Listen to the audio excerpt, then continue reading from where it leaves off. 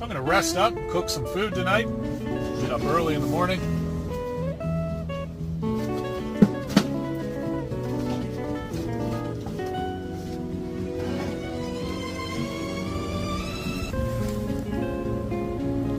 Wind's picking up again. So I can see a buck rub out there already, about 100 yards away or so. Pretty nice one. Check out this buck rub real quick. A lot of times you can tell how big the buck is by how far the rub goes up the tree. That one's not real high up. They're about waist high, you know it's a pretty big buck. They'll rub smaller trees like this during the breeding season in the fall to mark their territory. Both a visual marker to other deer, and they rub their scent on the tree as well. There's definitely a lot of deer activity in this area. I'll do more exploring tomorrow.